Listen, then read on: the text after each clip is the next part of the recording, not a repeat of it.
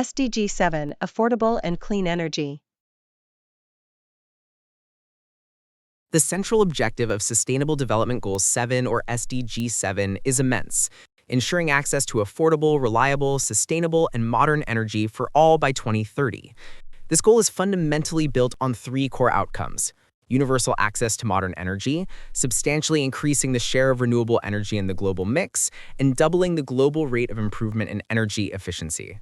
While the ambition is clear, the current reality presents a stark picture of the challenge ahead.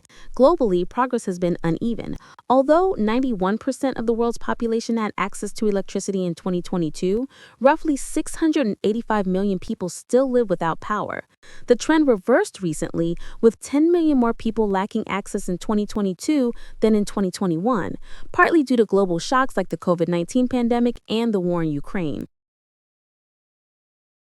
And that access deficit is heavily concentrated now, isn't it?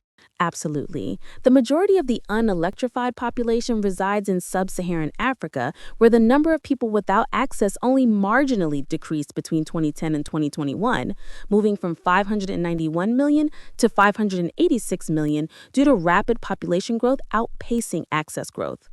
By 2030, projections show that 85% of the remaining 660 million people without electricity will be in sub-Saharan Africa.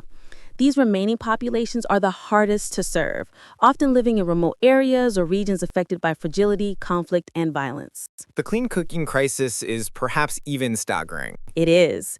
In 2022, approximately 2.1 billion people still relied on polluting fuels and technologies like charcoal, coal, crop waste, dung, kerosene, and wood for cooking.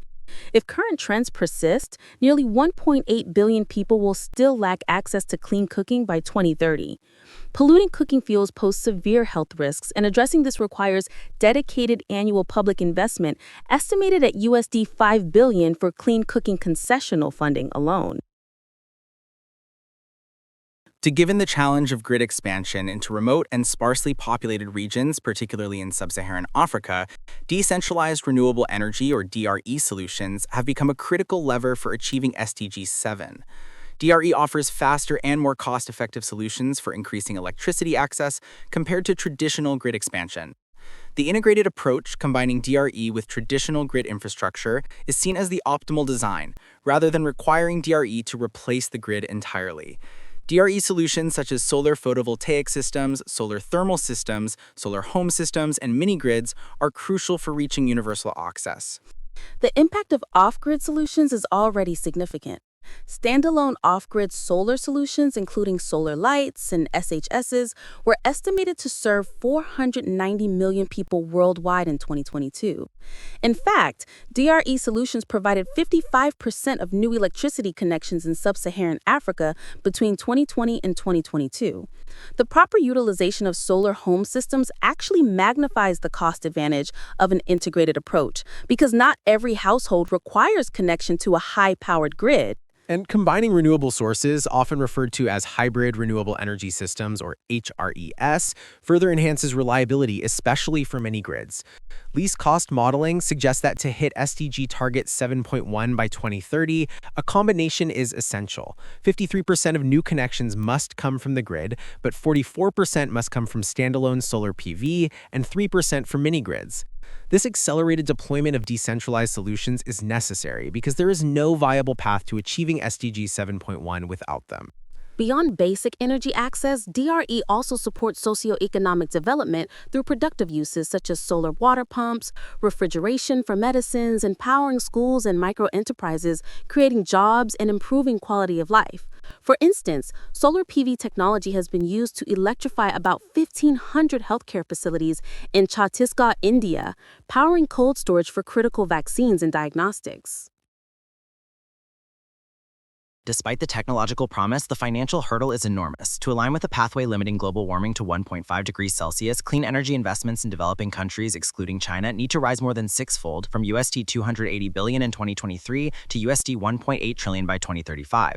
Currently, advanced economies and China account for 85% of all clean energy investments, highlighting severe regional imbalances. A major barrier is the high upfront cost of clean energy technologies, coupled with inadequate access to affordable financing in developing economies. The cost of capital for utility-scale solar PV projects in large developing economies can be at least 2 or 3 times higher than in advanced economies. This high cost is driven by real and perceived risks associated with country governance, macroeconomic policy, and payment risk. We need strategic financial intervention. The global requirement for concessional funding, specifically targeting the energy sector, is estimated to be around USD 115 billion annually by 2035, representing more than a tripling of current support levels. This funding is crucial for de-risking projects and mobilizing larger volumes of private capital. And that public finance needs to be channeled strategically. It must bridge end-user affordability gaps, deploy infrastructure in unserved areas, and invest in the ecosystem supporting energy services, such as capacity building and consumer awareness. For low-income economies and high-risk countries, publicly driven interventions, often using highly concessional debt and equity, are necessary to meet the shortfalls. For middle-income economies with more mature markets, the focus should shift to facilitated interventions like guarantees for project de-risking and grants for technical assistance. The experience in Mexico is a good example of policy signaling combined with financing, where legislation like the Law for the Development of Renewable Energy and Energy Transition Financing mandated renewable energy portions of total supply. And implementing entities like development finance institutions, TFIs, are positioned to catalyze investment flows, though their limited funds must leverage much higher multiples of commercial finance. Beyond deployment of renewables, meeting SDG7 requires doubling the global rate of improvement in energy efficiency, SDG 7.3. Historically, global energy intensity improved by 1.6% annually between 2010 and 2021, falling short of the required 2.6% target. To catch up by 2030, the annual improvement rate must now accelerate to at least 3.8%. Energy efficiency is essential because it increases the services delivered by each kilowatt of electricity, directly improving energy access and making energy more affordable. Furthermore, energy efficiency policies such as setting minimum energy performance standards, MEPS, for industrial motors or promoting energy-efficient lighting are vital for decoupling economic growth from energy consumption.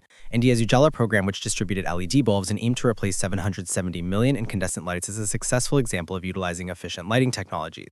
Improving energy efficiency and increasing the adoption of clean energy sources also addresses major social and health issues, particularly concerning clean cooking. The continued reliance on polluting fuels is responsible for significant environmental damage and detrimental health outcomes. The interconnection between energy and societal outcomes is particularly acute for gender equality, SDG5. Women and girls are disproportionately affected by energy poverty because gender norms often mandate them to manage household energy needs, like collecting fuel, exposing them to heavy workloads, indoor air pollution, and violence. Access to clean and reliable energy, particularly for productive uses, is crucial because it reduces the time women spend on household chores, freeing them up to pursue education, employment, or entrepreneurial activities.